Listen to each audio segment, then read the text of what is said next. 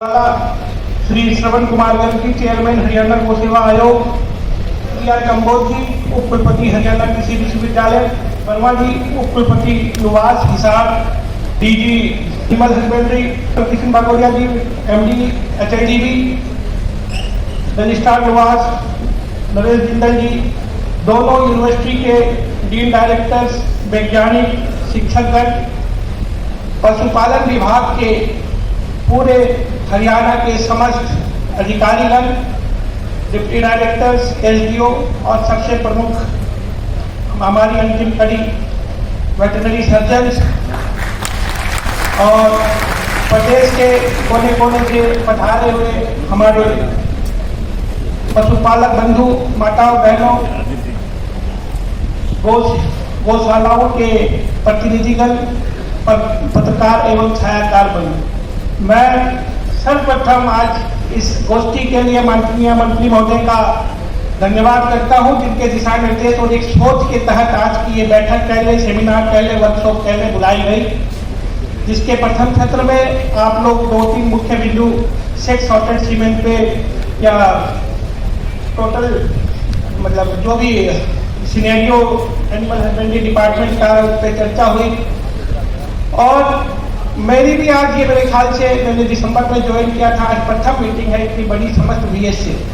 बाकी तो कार्यों की बात आएगी। मैं आज आप लोगों से बहुत ही प्रमुख आह्वान सहयोग के लिए आया हूँ, क्योंकि जैसा आपको विदित है, हरियाणा बहुत ही कृषि प्रधान राज्य है और ऑल्दो यहाँ पर एनसीआर में काफ़ी ज़्यादा सर्विस सेक्टर बढ़ चुका है, लेकिन उसके बावजूद भी कृषि का और कृषि में पशुपालन का जो स्थान है वो आप सबों को विदित है। आप उसी से जुड़े हुए लोग हैं। जो कृषि की सकल उत्पाद है उसका 43.44%, लगभग 44% के आसपास पशुपालन किसानों का, किसान भाइयों का उसमें योगदान है। और टोटल जीडीपी में हम लगभग कृषि लगभग 7.57% उसमें उसका सहयोग है टोटल हरियाणा की सकल घरेलू उत्पाद में।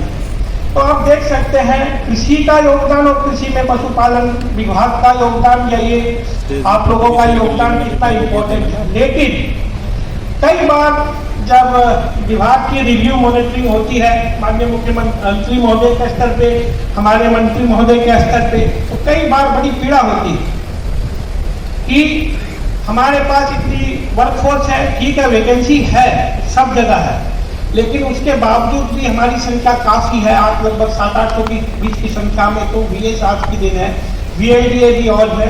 अभी बीते कुछ दिनों पहले ही 576 वीएलडीए को नियुक्ति पत्र जारी किए जा चुके हैं माननीय मंत्री जी के निर्देश में, सरकार के आदेशों से। तो विभाग, सरकार हरदम प्रयासरत है कि आपकी कमियों को दूर की जाए, लेकिन इसके बावजूद बहुत परसेंटेज से शिकायत जहाँ तक ये आती है कि भाई मिलते नहीं लोग, अपने हॉस्पिटल में नहीं जाते, डिस्पेंसरी में नहीं जाते। तो मैं पुरानी बातों पे नहीं जाना चाहूँगा। मैं एक टीम के तहत, टीम के मुखिया और मेरे ऊपर मंत्री जी, उनके आह्वान पे आपसे अनुरोध करूँगा कि आप इसमें सकारात्मक परिवर्तन लाइए और अपनी क्षमता को समझकर जो आप हरियाणा के निर्माण में और एक पशुपालक कृषि के जीवन में परिवर्तन लाने का जो कार्य कर सकते हैं वो करने का कार्य करें। ये आप और एक बहुत बड़ी डिफरेंस है सरकारी नौकरी में और किसी जॉब में। मैं बहुत पहले से, मेरे 22 साल की सर्विस हो गई आईएएस में, मैं सदैव मानता हूँ ये नौकरी नहीं है, ये सर्विस है, सेवा है। नौकरी होती मुझे बहुत पहले 4.5-5 लाख का पैकेज मिल रहा था, मैंने नहीं लिया।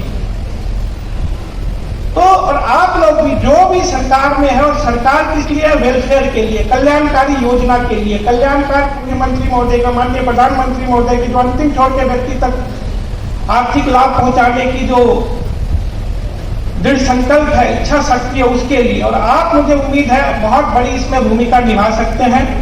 पिछले दिनों जैसा आप लोग को विदित है, मुख्यमंत्री अंत्योदय परिवार उत्थान योजना के अंतर्गत जो लगभग 80,000 के आसपास आवेदन आए थे, 53,000 हमारे विभाग से आए। आप लोगों ने बहुत अच्छा कार्य करके अपने स्तर से उसको बैंक को प्रेषित किया, बैंक को भेजा। लेकिन यही बात नहीं खत्म होती।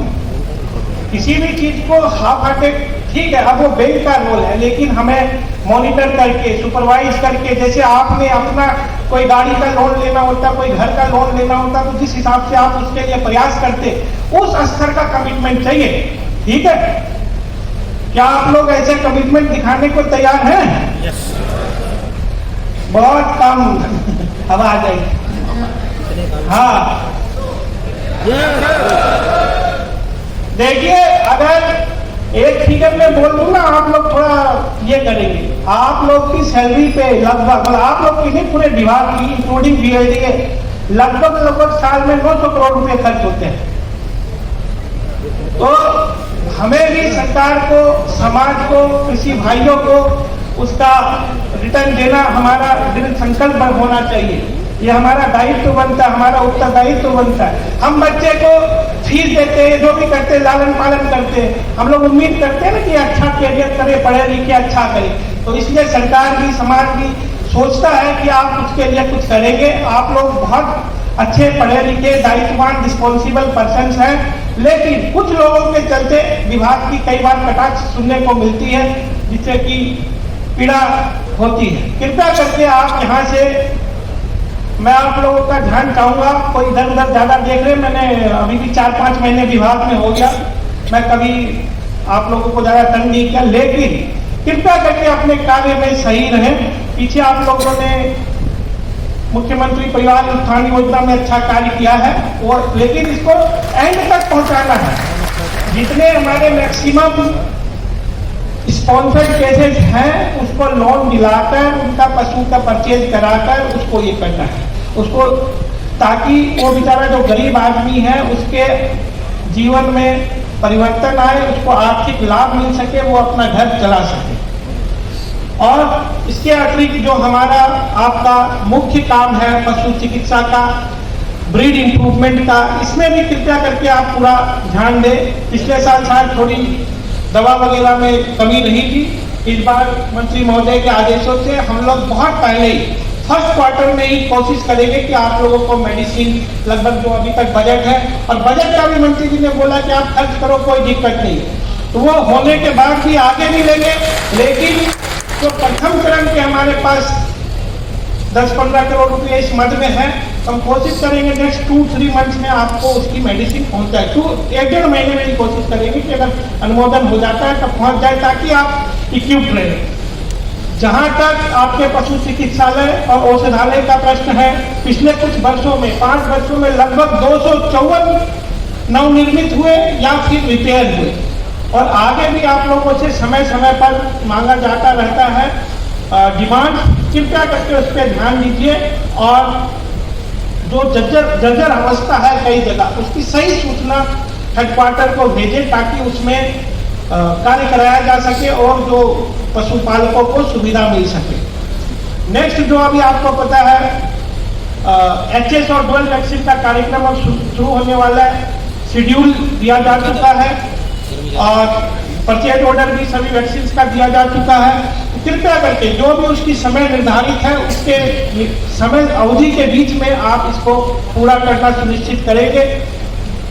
KCC का काम थोड़ा पीछे चल रहा है, तो लोग पिछले सालों में आपने लगभग 80-81 हजार KCC कार्ड बनवाए, जिसके तहत लगभग 1046 करोड़ का ऋण भी कृषक भाइयों को मिला है, लेकिन वो पिछले कई की आवश्यकता है। जो ETT की बात VC साहब ने करी, क्योंकि माननीय मंत्री महोदय चाहते हैं कि जो हमारी जो नस्ल है इसमें सुधार किया जाए, और एम्ब्रॉयडरी ट्रांसफर टेक्नोलॉजी के माध्यम से किया जाए, जिसके लिए 100 गांव अभी चुनने का आदेश मिला है। उस हिसाब से कार्रवाई विभाग प्रयासरत है, और जो बेहतर से बेहतर रिजल्ट लुआस के सहयोग से विभाग देना सुनिश्चित करेगा, ऐसा हमारा विश्वास है। जहां तक एक इसकी बात है, AI की भी बात है, इसमें भी ऑल्दो विभाग करते रहता है, लेकिन उसकी मॉनिटरिंग वगैरह के कुछ इश्यूज हैं, लेकिन जैसा निर्देश मिले हमें, इसको भी सॉफ्टवेयर के माध्यम से या कोई अन्य एजेंसी के भी माध्यम से AI को सार्थक और रिकॉर्डेबल, मतलब जिसका पूरा मॉनिटरिंग सुपरविजन हो सके, ऐसा कार्य करके इनकी नस्ल को सुधारने का कार्य किया जाएगा, ताकि जो फाइनल ऑब्जेक्टिव है कि मिल्क प्रोडक्शन और पर कैपिटा यील्ड को बढ़ाया जाए, पर कैपिटा कंजम्पशन को बढ़ाया जाए, ऐसा विभाग का फाइनल उद्देश्य होगा। तो इसके अतिरिक्त माननीय मंत्री महोदय के प्रयासों से अभी हमें 70 मोबाइल पशु चिकित्सालय की स्वीकृति केंद्र सरकार से ऑलरेडी मिल चुकी है, 130 की भी और पाइपलाइन में है।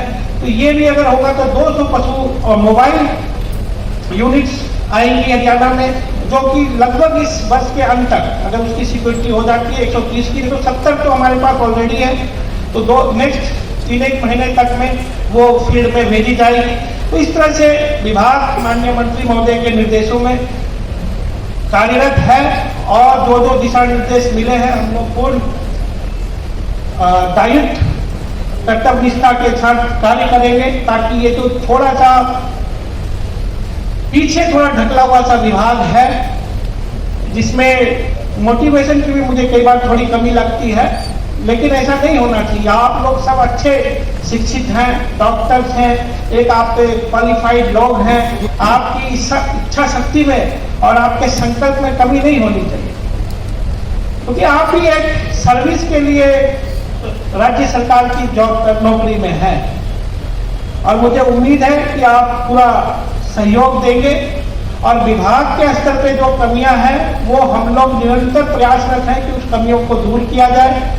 और जो विश लिस्ट बहुत लंबी होती है, लेकिन विश लिस्ट के साथ साथ हमें रिस्पॉन्सिबल होना पड़ता है, हमें कुछ कार्य करके दिखाना पड़ता है कुछ मांगने के लिए। तो हम लोग कोशिश करेंगे कि माननीय मंत्री जी की जो सोच है, जो एक इनका एम ऑब्जेक्टिव है कि final milk productivity, total milk production बढ़े, उसके लिए कार्य करेंगे। और पुनः मैं आप सभी से सकारात्मक सहयोग की कामना करता हूं, लेकिन सिर्फ सहयोग की कामना अभी कर रहे हैं कुछ समय तक, कृपया इसको बहुत लाइटली भी ना लें, क्योंकि देखिए सब किसी को कार्य चाहिए।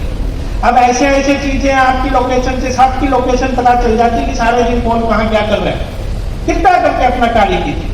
वैसे रिसोर्ट मेजर्स तक हमें नहीं आना पड़े, ठीक है, बिना मोबाइल के तो आजकल कोई है नहीं, सबकी लोकेशन सारे दिन की आप ले लो, चाहे टाई अप करके कौन कहाँ कितने देर दफ्तर में जा रहा है, कहाँ मटेरियलिस्टी कर रहा है। कृपया करके मैं अभी आपसे सहयोग का आह्वान कर रहा हूँ, और मुझे उम्मीद है कि आप लोग इसमें खरे उतरेंगे, और हम लोग मंत्री जी के जैसी उम्मीद है उस हिसाब से एक बढ़िया कीर्तिमान इस वर्ष में स्थापित करके देंगे। धन्यवाद। जय हिंद, जय भारत।